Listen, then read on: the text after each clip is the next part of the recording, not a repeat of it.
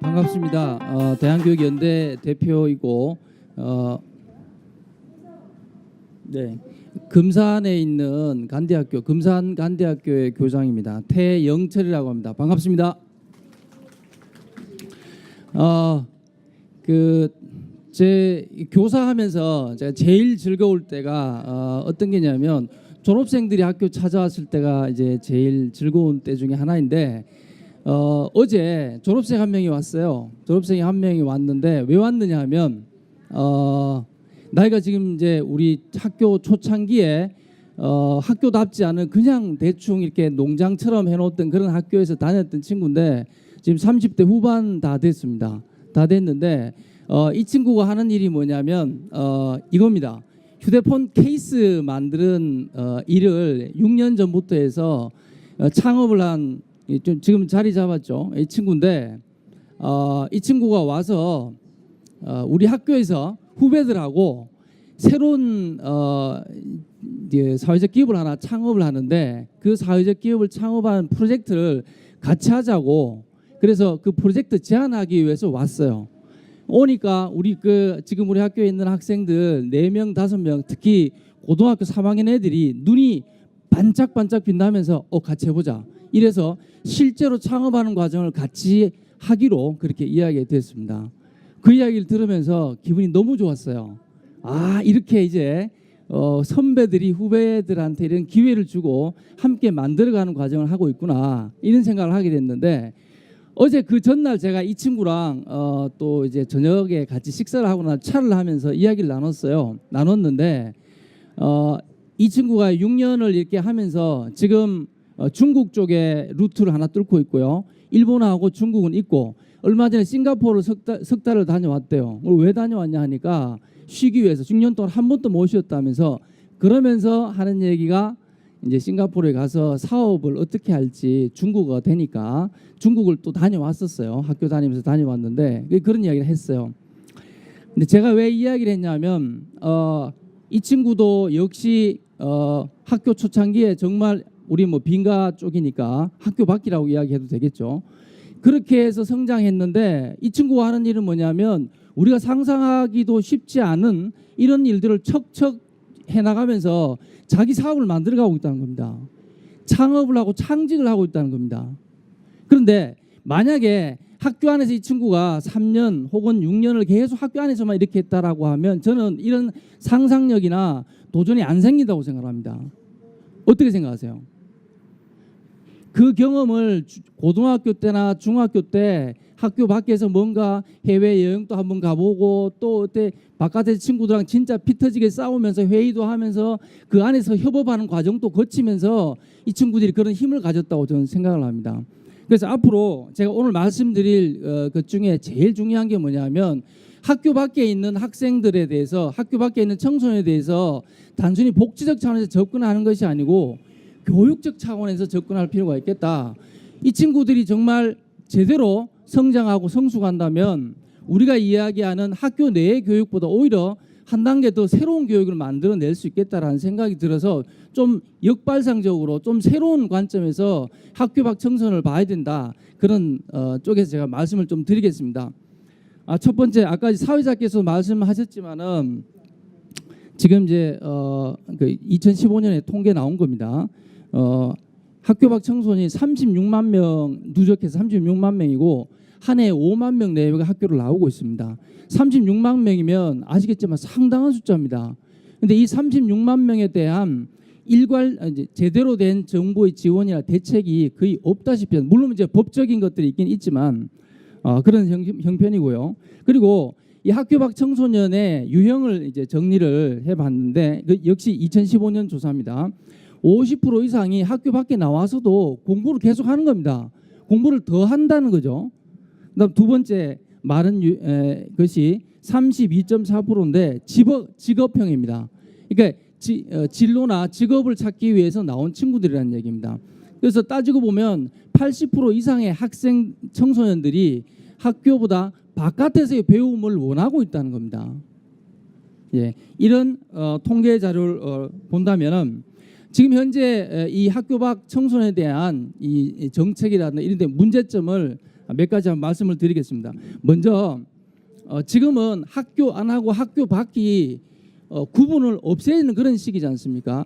예를 들어서 오늘 또 만나고 왔는 학교 중에 하나인데 스페인에서 시작된 대학인데 몬드라곤이라는 협동조합이라고 혹시 들어보셨는지 모르겠는데 몬드라곤 협동조합에서 만든 팀 아카데미아라는 4년제 혹은 5년제 대학인데 이 대학은 1년을 스페인에서 1년을 상해에서 1년은 미국 1년 이렇게 지내고 있습니다. 어떻게 하냐면 그 나라에 가서 그 나라에 있는 사람들하고 그 나라에 있는 언어로 물론 언어가 잘 안 될 수도 있지만 거기에서 그 사람들을 만나고 인터뷰하고 해서 창업하는 과정을 합니다. 그런데 이런 대학이 한두 군데가 아닙니다. 지금 엄청나게 많은 대학들이 지금 몰려오고 있어요. 몬드라곤 또 내년에 한국에 시작을 합니다. 또 뭐 미네르바 대학이라 그래서 또 비슷한 유형의 베이스를 전 세계에 두고 있는 학교들이 무수히 지금 들어오고 있습니다. 그럼 국내에서도 이런 배움을 스스로 배움을 가지고자 하는 20대들의 학교들이 오픈 컬리지라고 뭐 학생 수가 일단 온라인에서 모으는데 2,000명이 넘었답니다. 이런 학교들이 엄청 많아지고 있습니다. 그런데 지금에 와가지고 고등학교 물론 초등부는 다르겠지만 학교 안과 학교 밖을 구분한다. 구분해서 어떤 실익이 있습니까? 지금은 이 학교 안과 밖 혹은 국경이 이제 사라지고 있는 시대에 자꾸 학교 안과 밖을 구분해서 학교 안은 정상이고 학교 밖은 비정상이다. 어림도 없는 얘기입니다. 제가 비정상으로 보이세요? 지극히 정상적이지 않습니까? 네. 그래서 학교 안과 밖을 구분하는 것은 이제는 의미가 없어졌다. 다음 두 번째는 아까도 말씀드렸는데 학교 밖에 있는 이 청소년들을 복지적 관점에서 뭘 도와줘야지 상담해줘야지 이것도 필요합니다. 이렇게 필요한 친구들도 상당수 있습니다. 하지만 이 친구들을 위해서 제대로 된 교육 과정이라든가 교육을 할 수 있는 그런 제도적 장치도 필요하다는 생각이 듭니다. 이게 만약에 없이 지금과 같이 계속되면 학교 밖에 나오는 친구들은 진짜 비정상으로 전락할 수밖에 없습니다. 또 하나 지금 학교 밖에 나와 있는 청소년들이 아까 제가 36만 명이라고 했는데 정부에서 2015년에 이제 관계 대책이라 하면서 이 36만 명이라고 이야기를 했는데 사실은 모릅니다. 36만 명이 될지 40만 명이 될지 실제로 몰라요. 왜냐하면 인용하는 학자나 조사기관마다 다 달라요. 이게 조사조차 정확하게 되어 있지 않다는 겁니다.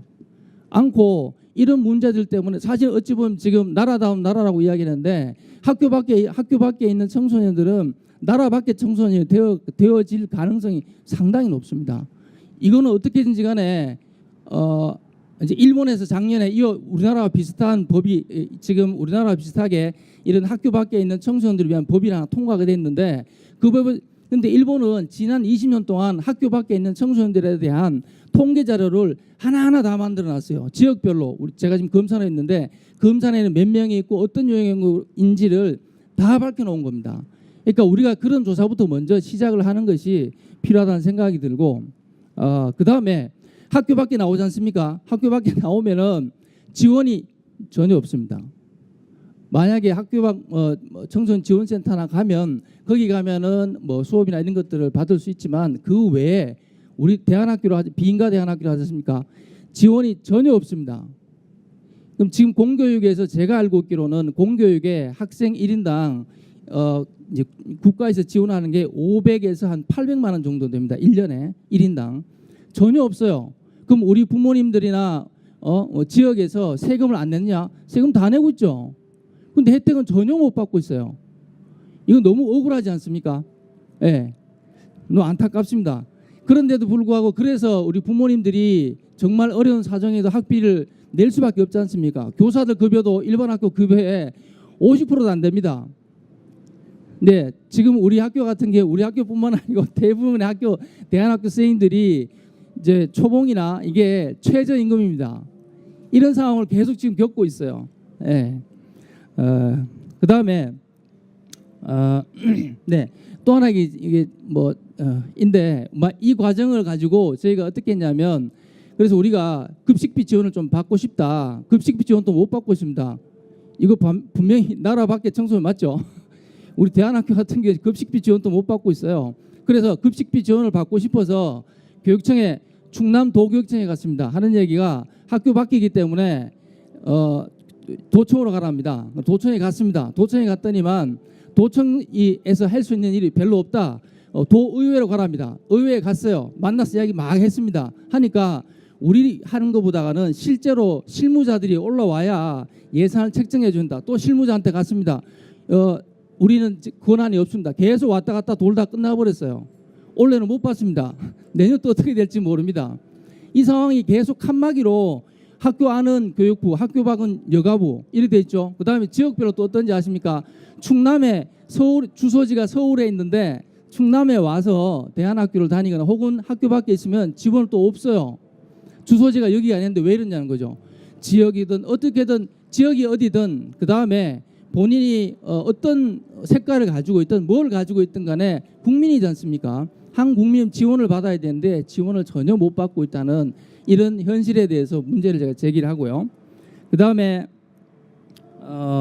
학교 밖 청소년을 위한 새로운 가능성, 즉 이제 대안교육에 대해서 이야기를 좀 말씀을 드리고 싶은데 대안교육이 지금 20년 되고 있습니다. 20년 되고 있는데 뭐 여러 가지 우여곡절을 겪은 끝에 지금 20년 동안 우리가 이제 20년 동안 대안학교들이 빈가 대안학교 한 60개쯤 되는데요. 이 학교들이 만들어 놓은 혹은 이루어 놓은 성과들이 만만치 않습니다. 사실 네. 네. 지금 아까 이제 우리 학교에 있는 선생님들께서 말씀하신 것이 제가 보기엔 핵심이 학습자 중심 교육 과정이라고 생각이 드는데 실제로 우리 대안학교들에서는 철저하게 학습자 중심으로 교육 과정을 만들어 왔고 부모의 의견, 교사의 의견, 학생의 의견들을 계속 피드백해서 만들어가는 그런 민주적인 구조의 학교를 만들어 놨어요. 그리고 우리가 대안학교들에서 기본적으로 다 가지고 있는 게 뭐냐면 민주적 절차뿐만이 아니고 학교에서 굉장히 재밌게 하는 어떤 그런 활동들을 동아리 활동이라든가 아니면 학생회 특히 회의 문화 같은 것들은 굉장히 많은 성과를 냈었고요. 그다음 지금 이 문재인 정부에서 고등학교 같은 경우에 학점제를 한다고 하지 않습니까? 우리가 10년 전에 학점제를 시작을 했어요. 네. 예, 그랬었고 그래서 네 계속 네 하겠습니다. 네. 그래서 이 대안교육 운동이 실제로는 특성화 대안학교라든가 공립형 대안학교 그다음에 학교 혁신교육에 굉장히 많은 영향을 주었고 뭐 저 다음 발표하실 우리 저 의정부의 서우철 장학사님 또 발표하시겠지만 사실 대안교육하고 함께해서 만들어낸 굉장히 소중한 어떤 그런 경험들을 같이 공유를 하고 있습니다. 그런 성과들이 있었고요. 네, 그리고 지금 이제 아까도 말씀드렸듯이 여러 가지 이제 미래 교육, 새로운 교육, 뭐 4차 산업혁명 이야기하고 있는데 여기서 지금 크게 화두가 되고 있는 게 마을 교육 공동체, 그 다음에 협동조합 학교라든가, 그 다음에 요즘 좀 많이 이야기되는 작업장 학교, 그 다음에 인턴십이라든가 프로젝트 수업들이 있는데 사실 이것들이 처음 시작이 대안학교 시작된 것들입니다. 이 성과들이 다시 공교육에 들어가고 공교육과 함께 지금 만들어가고 있는 이 과정이어서 이런 것들에 대해서 그래서 제가 말씀드린 거는 이겁니다. 핵심은 이 대안교육이 가지고 있는 이 자산, 민간에서 만들어 놓은 이 풀뿌리 교육의 자산을 공교육이 잘 이거를 받아 안고 그다음에 학교 밖 청소년 지원이나 이런 것들을 통해서 이것들이 잘 성장할 수 있도록 그 다음 단계 나갈 수 있도록 도와줄 수 있는 걸 만드는 것이 너무 필요한 시기다라는 것을 거듭 말씀을 드리고요. 그 다음에 마지막으로 제안을 네 가지를 드리도록 하겠습니다. 첫 번째, 학교 밖 청소년들의 배울 권리를 보장해야 된다. 첫째 말씀을 드리고 싶습니다. 지금 굉장히 다양한 학교 밖 청소년들의 배움터들이 만들어지고 있습니다. 그래서 뭐 빈가 대안학교라든가 홈스쿨이라든가 아니면 기타 마을 교육이라든가 평생교육 프로그램들이 많아지고 있습니다. 이것들을 인정해 줄 수 있는 어떤 그런 제도적인 게 보장이 돼야 될 것 같고요. 그 다음 또 하나 말씀드리고 싶은 게 1인당 공교육비에 준하는 지원을 학교 밖 청소년들한테도 해야 된다. 아까 말씀드렸듯이 1인당 500에서 한 800이라고 하는데 전부가 아니더라도 일부라도 지원할 수 있도록 그런 제도를 꼭 마련해 주시기 바라고요. 그다음에 마지막으로 하나 제안 드리고 싶은 건 뭐냐면 이 문제를 해결하기 위한 것도 저는 좀 대안적으로 풀어갔으면 좋겠다는 생각이 듭니다. 그래서 교육부, 여가부 관련되는 대한교육기관이라든가 학교 밖 관련되는 분들이 다 모여서 여기에 관련돼서 학교 밖에 관련되는 특별법, 학교 밖 청소년을 위한 특별법, 그다음에 대한교육 지원을 위한 특별법을 만드는 그런 기구를 만들어서 꾸준히 이 문제에 대해서 논의하고 법을 만들어내고 실행할 수 있는 그런 데까지 갔으면 좋겠습니다. 갑자기 비가 오게 돼서 이 굉장히 중요한 이야기인데 너무 안타깝게도 됐지만 우리 국장님, 과장님하고 다 들으셨다고 제가 생각을 하고 여기까지 마치도록 하겠습니다. 고맙습니다.